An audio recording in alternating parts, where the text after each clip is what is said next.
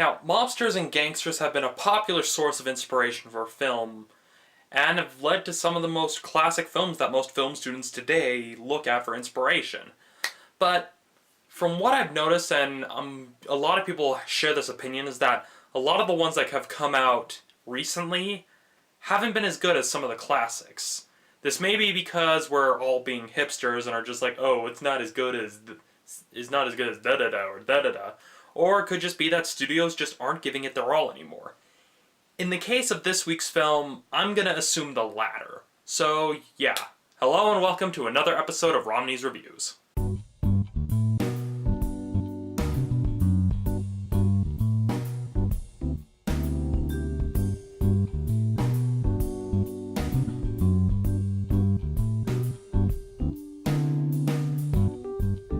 This time, I promise I will keep this short. It's only one review, so yeah. I assure you, I will keep this short. I'm trying a new format. So work with me, people. First subject I'm talking about is the story. Now, the story, you can really tell that this film is based on a novel that isn't targeted towards teens or children and just based off of a novel. And in the case of this one, it feels like it's based off of sort of a biography that they're trying to make into a more engaging film. Because instead of really adhering to the three-act structure, this one is more episodic with how it handles the events, and it only really feels like a three-act structure film about halfway. And although the characters are in constant danger because they're essentially breaking the law, there weren't any real stakes that I saw when they got to the film's quote-unquote climax. It wasn't really clear about what kind of story it was trying to tell. Story aside, this film is very pleasing to watch, and it does work from a technical standpoint. It's shot really well, and you can tell they put a lot of work in making sure it was true to the period, and it also has this nice little clean versus dirty motif going on, because you have the main characters, played by Tom Hardy, Shia LaBeouf, and Jason Clarke. They've kind of got these earthy tone looks, as do most of the people in Franklin County. And then you've got the mobsters and like the corrupt city folk that are coming into the town. They've got all these like clean suits, slick back hair. They just overall have a cleaner look. But then the people that have the cleaner look are the ones committing that are essentially getting their hands more filthy than the main characters who are just bootleggers. Visually, it's actually very pleasing to watch because it has really good visuals. The writing, however, let's just say the dialogue, it's good, but there's nothing really memorable, there's nothing really classic, but you can tell the film is trying to have that big scene that everybody's gonna remember this film for. There just isn't much to it, it's just kind of meh.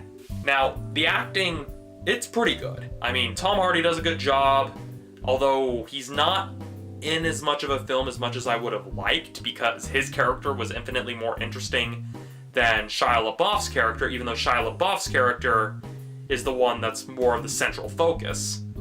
And then Jason Clarke kind of falls by the wayside. You don't really get to see his character all that much.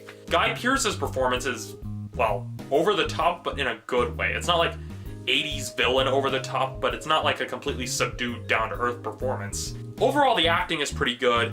It's just, there's some actors I wish I could have seen more of than others. Like Tom Hardy, I wish I could have learned more about his character instead of kind of following Shia LaBeouf. And Shia LaBeouf is a pretty good actor. It's just the problem he has, and it's a problem that I've seen with a lot of actors in this era, is that they try to keep to this accent, but too much of their real voice is really showing through. You can keep the accent fairly consistent, but it's just basically, it's Shia LaBeouf doing an accent. There's no real suspension of disbelief there. So overall, this film is visually appealing. It's fun to look at. It's shot really well. The dialogue is kind of meh. There's nothing really memorable or really to write home about. The acting is pretty good. I just wish I could have seen some more of Tom Hardy's performance.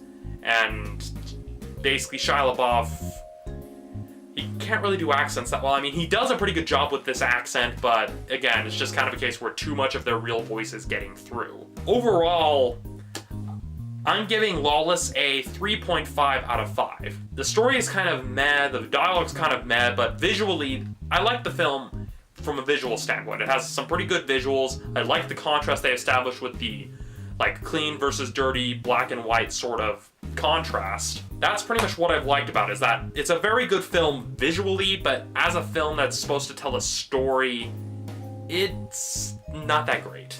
So that's it for this week's episode of Romney's Reviews. It's a lot shorter than usual, which is kind of the point. If you like this sort of sectioned off format, let me know in the comments what you thought. And I hope to see you next week when I take a look at In the Cold Light of Day. See you then.